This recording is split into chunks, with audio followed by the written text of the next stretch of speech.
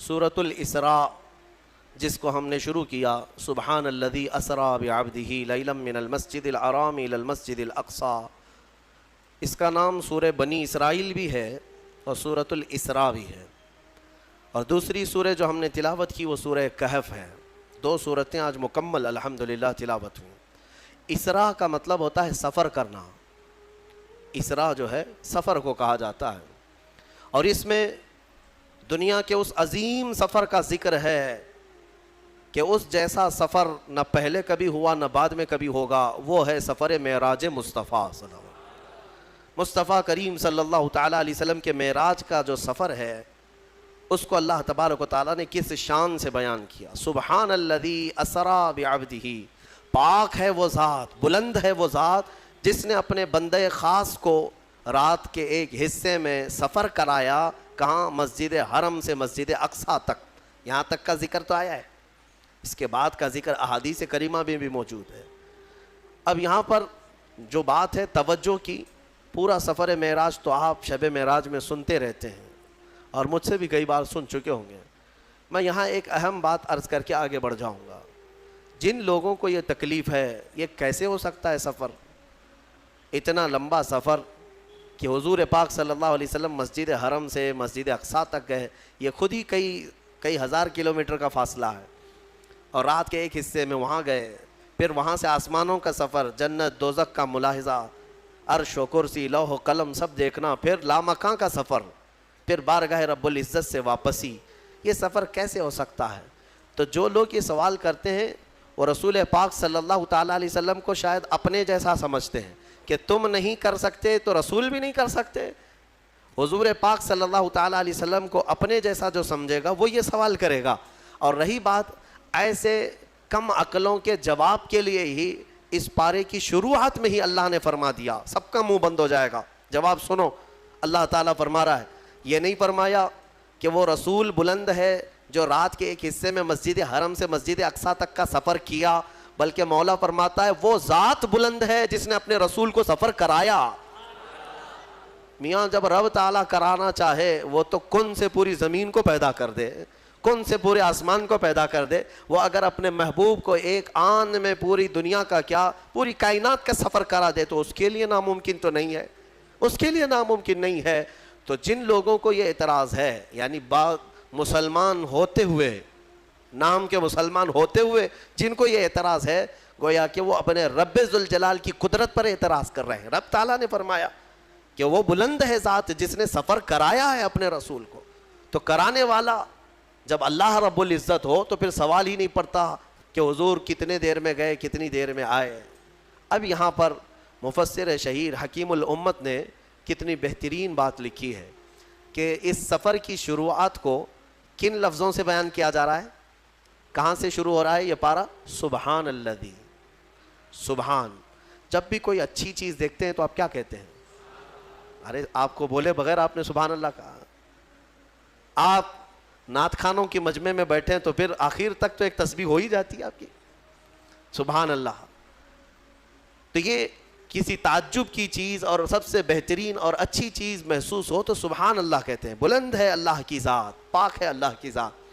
اس سفر کی شروعات سبحان سے ہو رہی ہے، اس کی وجہ بتاتے ہوئے ایک نفیس نقطہ بیان کرتے ہیں۔ ہوتا یہ ہے کہ جب ہمارے گھروں میں کوئی دولہا بنے، ہمارے بیٹے کی شادی ہو، آپ کے بیٹے کی شادی ہو، تو جب دولہا بنایا جاتا ہے تو گھر میں اس کو سجایا جاتا ہے، جوڑا پہنایا جاتا ہے، پھر اس کو صحرا پہنائے، امامہ پہنائے، اور اس کے بعد پھر اس کو گھوڑے پر سوار کرتے ہیں۔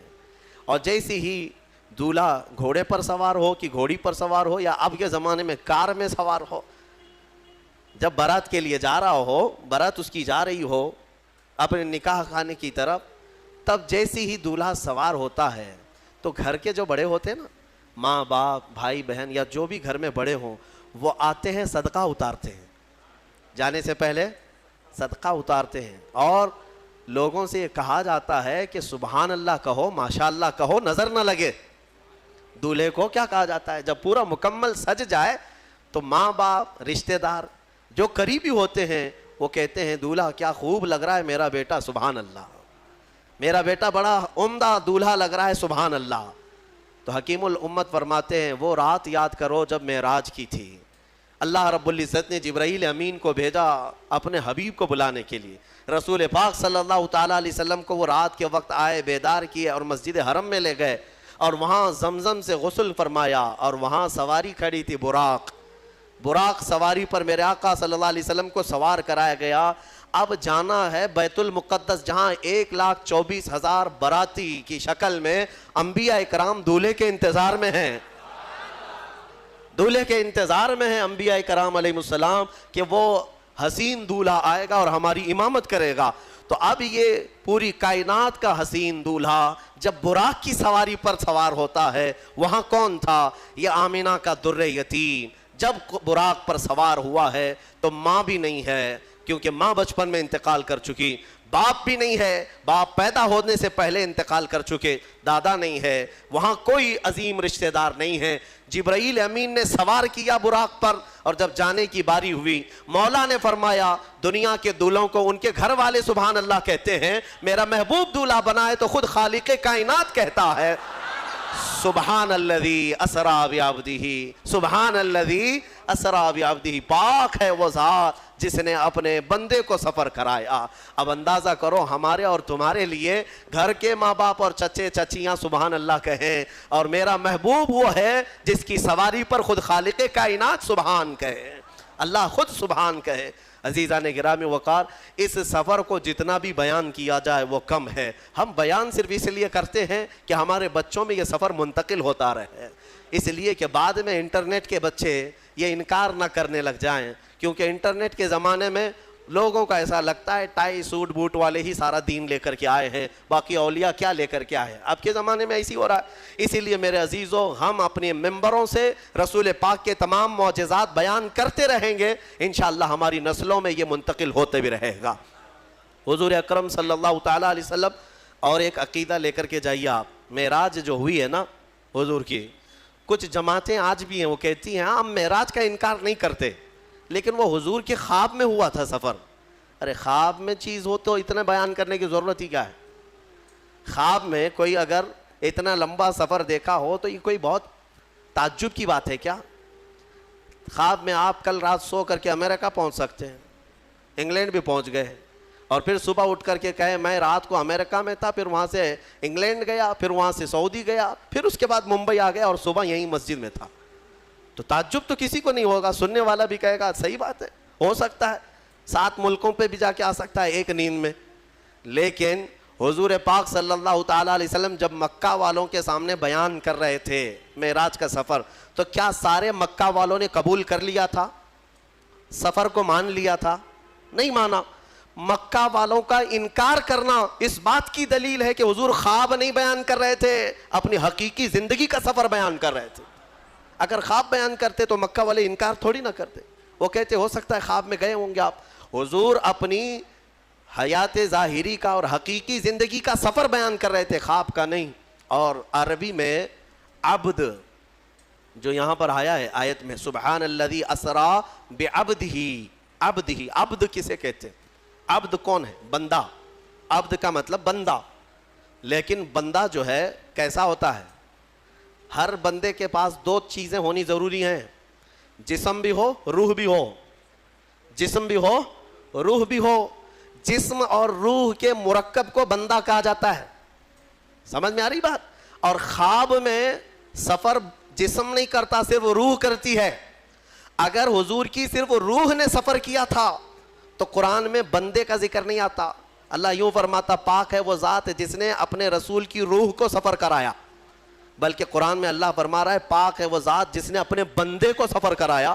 بندے کا مطلب ہے کہ رسول روح اور جسم دونوں کے ساتھ گئے تھے، روح اور جسم دونوں کے ساتھ گئے تھے۔ اب یہاں پر ایک مسئلہ یہ بھی آتا ہے کہ پرانے زمانے کے جو فلسفی تھے، فلاسفہ جن کو کہتے ہیں، فلسفی والے لوگ، وہ اس بات کا انکار کرتے تھے کہ ممکن نہیں ہے آسمانوں کے اوپر جانا، کیونکہ آسمان جو ہے یہ دھوئیں کا نام نہیں ہے، یہ بادل نہیں ہے۔ آسمان ایک دبیز قسم کی ایک پرت ہے، اتنی کہ اس کو آپ پھوڑے تو پھوٹے گا نہیں، زمین سے بھی زیادہ مضبوط لے ہے آسمان کی۔ ہاں، اس کو کوئی کھود نہیں سکتا، توڑ نہیں سکتا، اس میں سوراخ نہیں کر پاؤ گے. کن کن چیزوں سے کون سا میٹل ہے وہ اللہ بہتر جانے. لیکن آسمان بہت ہی مضبوط پرت کی بنی ہوئی ہے, اس میں سے کسی کا جانا ممکن نہیں. یہ فلسفی لوگ کہتے ہیں, انکار کرتے ہیں, کیونکہ انسان کا دھواں میں جانا تو سمجھ میں آتا ہے, لیکن ایک موٹی چیز کو چیر کر کے جانا یہ سمجھ میں نہیں آتا. اس کے لیے ابھی کے زمانے میں ہمارے بعض علماء نے یہ بتایا, نکتے کے طور پر میں بتاتا ہوں. میرے عزیزو, ہماری آنکھ میں نور کا ایک چھوٹا سا ذرہ ہوتا ہے جس سے ہم دیکھتے ہیں. آنکھ بند کیے کچھ نہیں دکھتا, کھولے تو نظر آتا ہے. وہ جو نظر آتی ہے چیز کس کی وجہ سے نظر آتی ہے؟ آنکھ کے اندر جو نور کا قطرہ ہے بہت چھوٹا سا ہے, بہت چھوٹا سا. اس نور کے ذرے سے تم ساری چیزیں دیکھتے ہو. اگر وہ نور بجھ گیا تو آنکھیں تمہاری سفید ہو جائیں گی, کچھ بھی نہیں رہے گا, دکھائی نہیں دے گا. ٹھیک ہے, وہ نور کا ہلکا ذرہ ہر چیز کو دیکھتا ہے. ادھر سے میں یہاں بیٹھا ہوں, وہاں تک کا نظر آ رہا ہے. ہم نے چشمہ لگا دیا, گلاس لگا دیا آنکھ پہ. اب یہ نور کا جو ذرہ ہے, کیا یہ شیشہ پھاڑ کر کے جا رہا ہے باہر؟ شیشہ جیسا کا ہے ویسا ہی ہے, لیکن نور کا ذرہ ادھر سے ادھر جا رہا ہے, کیونکہ نور کے لیے پھاڑنا ضروری نہیں. اب آنکھوں کے اندر موجود ایک ہلکا ذرہ شیشے کو بغیر پھاڑے دور تک جا سکتا ہے, تو جو سراپا نور ہے وہ آسمانوں کا سفر بغیر پھاڑے کیوں نہیں جا سکتے؟ ہاں, لیکن ساتھ میں روایتیں ہیں کہ آسمانوں کے دروازے ہیں جو میرے مصطفیٰ کریم کے لیے اس رات کھولے گئے تھے. عزیزان گرامی, رسول کریم صلی اللہ تعالیٰ علیہ وسلم کے سفر کے بارے میں زیادہ الجھنوں کے شکار ہونے والے گمراہ ہو جاتے ہیں, کیونکہ وہ رسول کا معجزہ ہے, میرے آقا کا معجزہ ہے. بہت زیادہ سمجھنے کی کوشش کرنے کے لیے لوگ پتہ نہیں کیا کیا ادھر ادھر کی تک بندیاں لاتے ہیں. میں اعلیٰ حضرت کا ایک شعر پڑھ دیتا ہوں جس میں پورا سفر معراج تمہیں سمجھ میں آ جائے. حضور پاک صلی اللہ تعالیٰ علیہ وسلم کا سارا سفر اگر سمجھنا ہے تو ایک شعر, اس شعر سے پہلے یہ بھی سننا ہوگا. فرماتے ہیں وہ سرور کشور رسالت جو عرش پر جلوہ گر ہوئے تھے, نئے نرالے طرب کے ساما عرب کے مہمان کے لیے تھے. اور اعلیٰ حضرت فرماتے ہیں اسی قصیدہ معراج میں, یہ جو قصیدہ لکھا ہے اعلیٰ حضرت نے, یہ تقریباً 68 اشعار ہیں. اس میں کتنے ہیں؟ اچھا یہ بھی میں بتا دوں, ایک مولانا آئے تھے اعلیٰ حضرت کے پاس, محسن کاکوروی صاحب, وہ معراج کا قصیدہ لکھ کر کے لائے تھے. اعلیٰ حضرت سے چیک کروانے آئے تھے, اور انہوں نے جو لکھا تھا اس میں کاشی متھرا گنگا جل سب کا ذکر تھا, کیونکہ شاعر جو ہے اشاروں میں بات کرتے ہیں. کاشی کا مطلب وہ جگہ نہیں, ایک پوتر جگہ کو انہوں نے اس سے مراد لیا. اشعار وہ لکھ کر کے لائے تھے اعلیٰ حضرت کے پاس. ظہر کے بعد وہ آئے اور لے کر کے وہ سنانے کے لیے بیٹھے, تو کچھ ہی اشعار اعلیٰ حضرت نے سنے تھے ابھی, تو اعلیٰ حضرت نے رکھ لیا. عصر کی اذان ہو گئی, عصر کی اذان ہو گئی, کہا مولانا رکھ دیجئے, نماز کے بعد دیکھیں گے. اذان ہو گئی ہے تو اذان کے لیے اٹھ کر چلے گئے, سنتیں پڑھی اور فرض کا انتظار کرتے کرتے قصیدہ معراج اعلیٰ حضرت مسجد میں بیٹھ کر کے ہی ترتیب دینے لگے. اور اس کے بعد عصر کی جماعت ہو گئی. عصر کی نماز کے بعد آئے, کاکوروی صاحب سے کہا آپ کا رکھیے اور یہ میرا پڑھیے. تو انہوں نے اٹھایا, کہا پڑھتے رہے, ایک شعر, 2 شعر, 3 شعر, 4 شعر. میرے عزیزو 200 سے زیادہ الفاظ اس میں موجود, 68 اشعار صرف عصر کی سنت اور فرض کے بیچ میں لکھ کر کے پورے قصیدہ معراج کو بیان کر دیا. انہوں نے پوچھا کاکوروی صاحب کہ مولانا احمد رضا صاحب آپ کے پاس یہ کب کا لکھا ہوا تھا؟ کہا بس سنت اور فرض کے بیچ میں مسجد میں جو ذہن میں آ گئے وہ میں نے ترتیب دیا.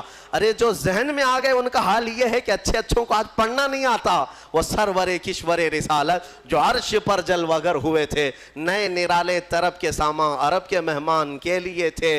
اور اعلیٰ حضرت فرماتے ہیں اتار کر ان کے رخ کا صدقہ جو بٹ رہا تھا نور کا باڑا, چاند سورج اچھل اچھل کر جبیں کی خیرات مانگتے تھے. یعنی اس دن اللہ تبارک و تعالیٰ اپنے حبیب کا جو صدقہ بانٹ رہا تھا اس میں چاند سورج بھی اچھل اچھل کر مانگ رہے تھے کہ حضور کے جبین سے جو نکلا ہوا صدقہ ہے مولا وہ ہمیں عطا کر دے. اور پھر فرماتے ہیں وہی تو اب تک چھلک رہا ہے, وہی تو جوبن ٹپک رہا ہے, نہانے میں جو گرا تھا پانی کٹورے تاروں نے بھر لیے تھے.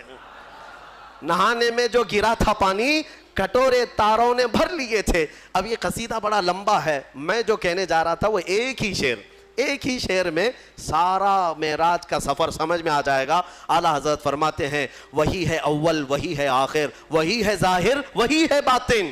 حضور کے لیے توجہ چاہتا ہوں, کیا الفاظ ہیں. وہی ہے اول وہی ہے آخر وہی ہے ظاہر وہی ہے باطن, اسی کے جلوے اسی سے ملنے اسی سے اس کی طرف گئے تھے. یہ ہے معراج کا سفر. کیا ہے؟ 4 چیزیں اس میں ایک ہی مصرے میں بیان کر دیا. اسی کے جلوے اسی سے ملنے اسی سے اس کی طرف گئے تھے. بس یہی ہے. یہ جو معراج کا سفر ہے تم حضور کی طرف دیکھ رہے ہو, حقیقت میں یہ رب کے جلوے, اسی کے جلوے, رب کے جلوے اسی سے ملنے گئے اور اسی سے مطلب اس کی ہی طاقت سے. اور کہاں گئے؟ اسی کی طرف گئے. اب اس میں پورا سفر سمجھ میں آ گیا. رب ذوالجلال خود اپنے نور کو اپنے پاس بلا رہا ہے تو اس کے لیے نہ وقت کی ضرورت ہے, نہ زمان, نہ کیف, نہ یہ مکان, نہ زمین, کسی چیز کی حاجت نہیں. بہرحال ان گتھیوں کو سلجھانے کے لیے ضرورت نہیں ہے کہ آپ واٹس اپ اور فیس بک اور دیگر انسٹا کے مناظرین سے سنیں. جب بھی سفر معراج سننا ہو تو عاشقان رسول سے سنا کریں. اعلیٰ حضرت رضی اللہ تعالیٰ عنہ کے کلام پڑھیں, آپ کو سمجھ میں آ جائے گا. یہ قصیدہ معراج, یہ معراج کا جو سفر ہے یہ سورۃ الاسراء میں بیان. ناظرین اکرام, اسی طرح کے اور واقعات اور بیانات سننے کے لیے چینل کو سبسکرائب کریں, بیل آئیکن کو دبائیں تاکہ اگلے آنے والے ویڈیو کا نوٹیفیکیشن ترنت آپ کے پاس پہنچ جائے.